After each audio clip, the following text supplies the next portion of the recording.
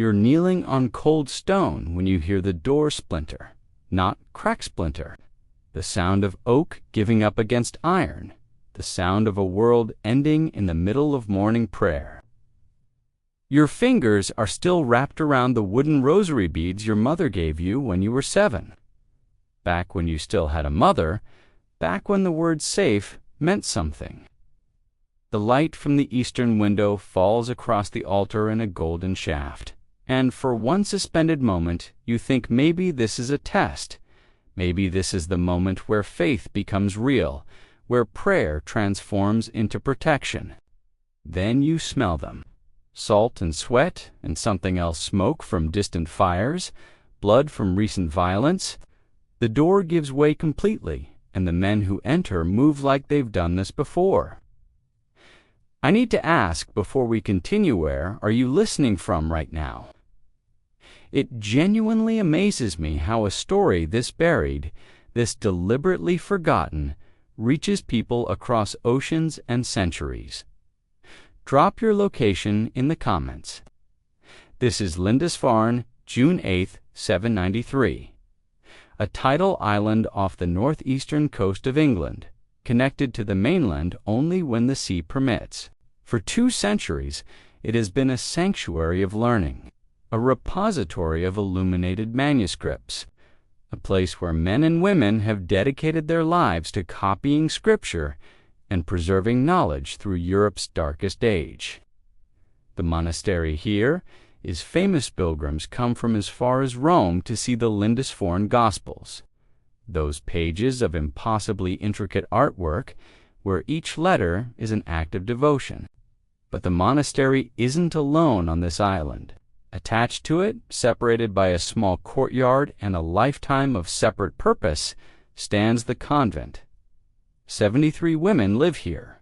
They wake at midnight for matins. They copy texts until their fingers bleed ink. They grow vegetables in gardens protected from the salt wind.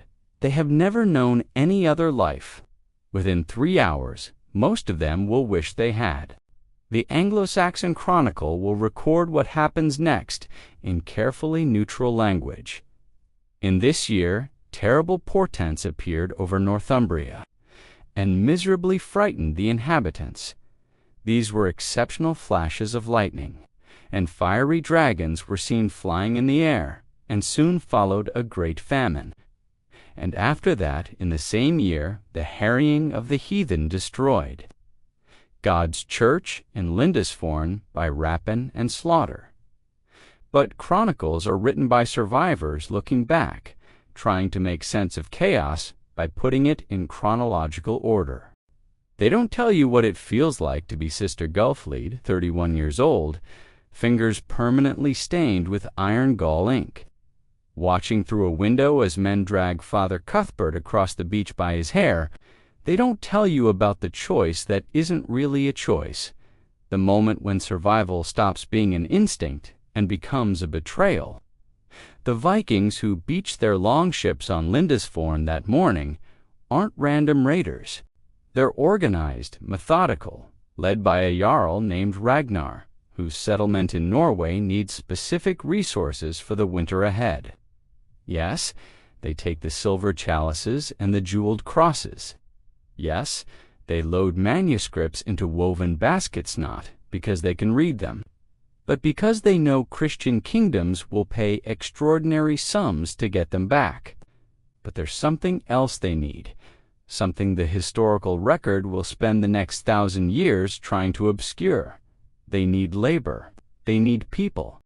And specifically, they need women whose presence in a Norse settlement will send a message that resonates across every Christian court in Europe. Your God cannot protect what you hold most sacred. Sister Goifled has been awake since midnight. By the time she hears the door splinter, she's already been working for 6 hours in the scriptorium, copying the Gospel of John in script so precise that each letter takes 3 minutes to complete. Her back aches. Her fingers are cramping. She's thinking about breakfast or piece of hard bread. Some weak ale when Sister Hild appears in the doorway, her face the color of old parchment. Ships, she says. Just that one word. But it's enough. They've all heard the stories from other coastal monasteries. They know what ships mean. The abbess, Sister Edberth, gathers them in the chapel. She's 62, small-framed, with gray eyes that have learned to show authority even when her hands are shaking. "We have perhaps an hour," she says. Her voice doesn't waver. "Hide nothing of value on your person. Dress plainly. If they come, we give them no reason to linger." She doesn't say the rest. She doesn't need to. They all know that Christian raiders might take treasure and leave. But Viking pagans, who don't recognize the sanctity of holy vows, might decide that women themselves are treasure. The sound of oars cutting water reaches them before they see the ships, rhythmic, purposeful. The sound of men who've practiced this approach until it's become choreography. Then the bell starts ringing frantic, high-pitched, the young monk in the tower pulling the rope so hard it might break. For a moment, Sister Gwalfleid thinks the sound itself might save them. Surely God hears bells. Surely faith has acoustic properties that reach beyond the physical world. The Vikings beach 3 longships on the eastern shore. 70 men, maybe 80. They don't rush. They don't need to. They move through the monastery with the casual efficiency of farmers harvesting wheat. And the monks, who resist the old ones, the ones who actually believe their prayers, will manifest as divine interventioner dealt with quickly. Not killed immediately, but hurt badly enough that the message becomes clear. This is not a negotiation. Father Cuthbert, who has been abbot for 40 years, who has baptized half the island, makes the mistake of standing in front of the altar and refusing to move. They beat him with the flat of their axes until he collapses, then leave him bleeding on the stone floor while they strip the altar of everything worth carrying. Sister Gwalfleid watches this through a window. She watches them drag Father Cuthbert outside. She watches them move toward the convent. And here's what she thinks in that moment, not about God, not about prayer, not about salvation. She thinks about the manuscript she left unfinished on her desk. 3 months of work. The bishop in Durham is expecting it. The margins are perfect. The illuminated capitals took weeks each. And now it doesn't matter. None of it matters. The thought is so absurd, so disconnected from the reality approaching, that she almost laughs. They come to the convent last. Ragnar enters the chapel with 6 men behind him. He's younger than Gwalfleid expected, maybe 40, with pale blue eyes that take in everything without seeming to focus on anything specific. Sister Edberth is on her knees before the altar, hands clasped in prayer, refusing to acknowledge his presence. It's an act of defiance so complete that for a moment no one moves. Then Ragnar smiles. Not a kind smile, the kind of smile that says he's been in this exact situation before and knows how it ends. "Get them up," he says. "In Norse, we're taking them north." There's a Northumbrian trader with them, a man named Gottrick, who went Viking 3 years ago, who translates in a voice that's deliberately neutral, like he's commenting on the weather. The Jarl says, "You have a choice. You can beg for death. Now his axe is sharp, his mercy is real ore. You can come with us, work for us. Some of you might survive. Some of you might even build new lives." He pauses, and in that pause, Sister Gwalfleid understands that there is no choice. There has never been a choice. This is theater for Ragnar's amusement. 22 nuns are bound with leather cord and marched to the ships. Sister Beatrice, who is 63 and has survived 2 epidemics and more winters than anyone can count, collapses halfway to the beach. Her legs simply give out. The Vikings let her fall. No one helps her up. Ragnar watches her lie there in the sand for a long moment. then makes a casual gesture to one of his men. The man raises his axe. The blade catches the morning light and throws it back in a way that seems almost beautiful. "We'll come." Sister Edberth's voice cuts through the moment like a knife. "All of us, we won't resist. Just we'll come." There's something in her voice that makes Ragnar pause. Not fear, something else. The recognition, perhaps, that she understands how power actually works. He studies her for a long moment, then nods to Godric. "Tell her that's wise. Tell her the ones who resist die slower. And tell her that if she keeps the others compliant, she might survive this." They're loaded into the ships like cargo, below decks, in a space designed for fish and grain, not human beings. 22 women crammed into darkness that smells of rot and salt, and something older, the smell of previous cargo that was also human.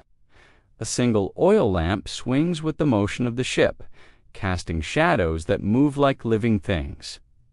There are no portholes. The air is thick and wet. Sister Gwelfleet counts the planks in the ceiling above her head. 47, she counts them again. Still 47, she will count those planks hundreds of times over the next 3 weeks. Sister Beatrice dies the first night. Her heart simply stops. They leave her body with them for 3 days before someone remembers to remove it. By then, 2 more are gone: Sister Margaret, who stops eating, and Sister Hildy, who develops a fever and expires in the darkness like a candle burning out. The ship sails north, and the remaining women learn new mathematics of suffering.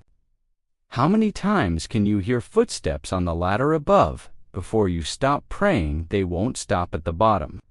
How long can you hold your breath while pretending you don't exist? How do you protect something as abstract as a soul when your body has been reduced to an object with use value?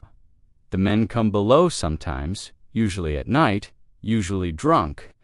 They choose randomly, or so it seems. There's no pattern Sister Gwelfleet can discern, no logic she can use to predict, and therefore protect. Sometimes they take a woman topside. Sometimes they don't bother. The other women learn to look away, to press their faces against the damp wood, to convince themselves that not seeing is a form of not happening. Sister Edberth tries to prepare them. "Your souls don't live in your bodies," she whispers one night, her voice barely audible over the creak of the ship. "What they take, what they do to your fleshit, doesn't touch the part of you that matters. You can protect that. You must protect that." Sister Moira asks the question they're all thinking. How? Sister Edberth is silent for a long moment. Then, "I don't know yet." The settlement appears after 3 weeks at sea. A fjord that cuts into mountains like a wound that refused to heal, surrounded by peaks so steep they look like walls built to keep God out. 17 women disembark. 5 died on the voyage.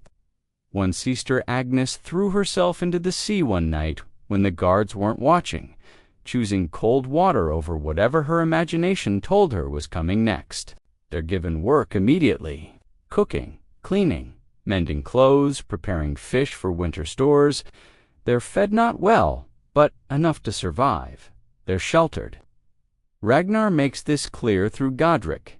You'll work, you'll obey, you'll forget the God who abandoned you. If you're useful, you'll live, but the work is only part of it. Sister Gwelfleet understands this gradually. The way you understand you're drowning first, the water is around you, then it's in you, then you are the water. The Vikings have brought them north, not primarily for labor. They've brought them as trophies, as demonstrations, as living proof that Christian sanctity is a fiction that dissolves on contact with real power.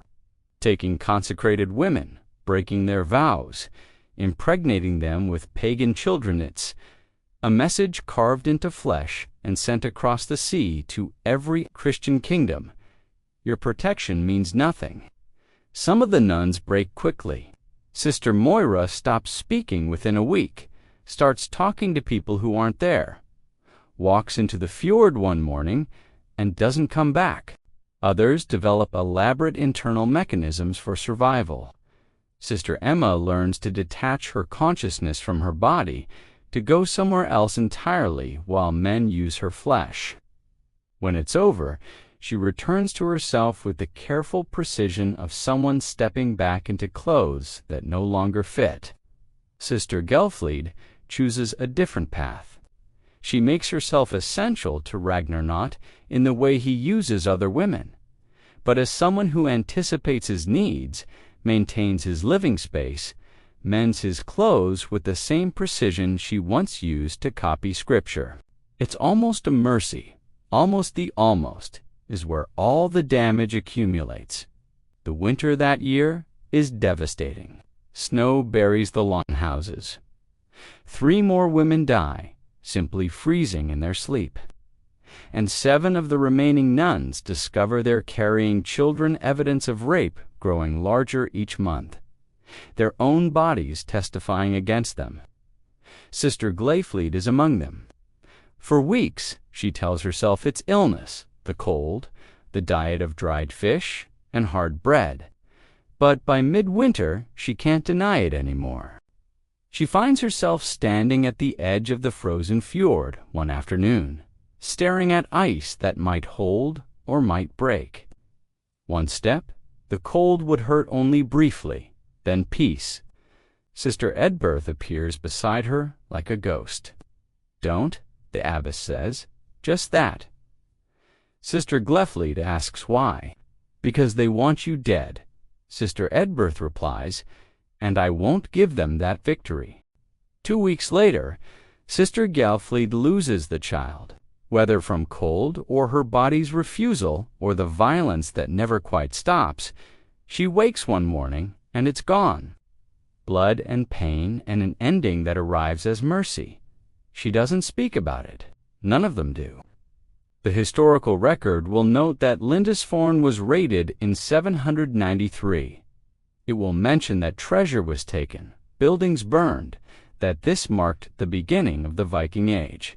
What it won't mention is that 22 women vanished that day and were assumed dead.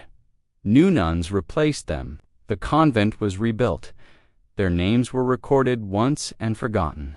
For 1,000 years, they existed only as a footnote about martyrdom. But they didn't die, most of them.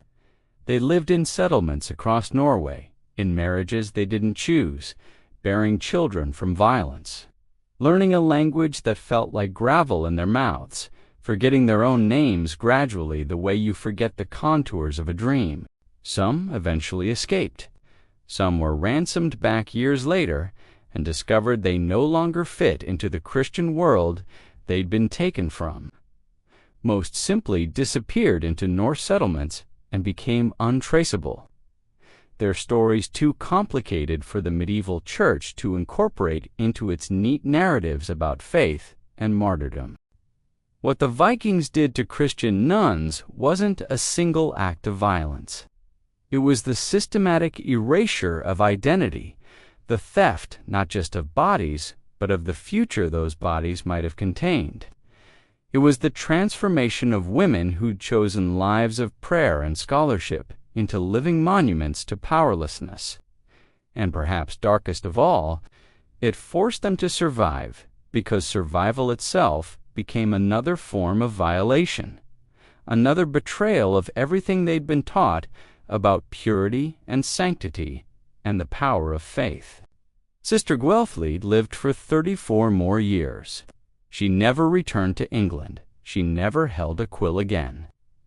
When she died in 827, she was buried in a settlement near Trondheim, in a grave that had no marker, no prayer, no acknowledgement that she'd once spent 6 hours every morning copying Scripture in letters so precise each one took 3 minutes to complete. The manuscript she left unfinished on her desk at Lindisfarne, the Gospel of John, meant for the bishop in Durham, was found by monks who rebuilt the monastery. They completed it. They never knew her name. No one did. That's how thoroughly she was erased. The Lindisfarne Gospels survive today in the British Library. They're considered one of the finest examples of insular art in existence.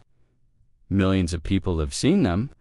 Almost no one knows that the women who helped create such beauty spent their last decades in a land where beauty meant something completely different, where survival was the cruelest choice, where memory itself became the enemy. That's the darkness we don't imagine, not the violence itself, but the after, the decades of after. The slow disappearance of everything you were into, the cold northern water, until even you can't remember if you screamed.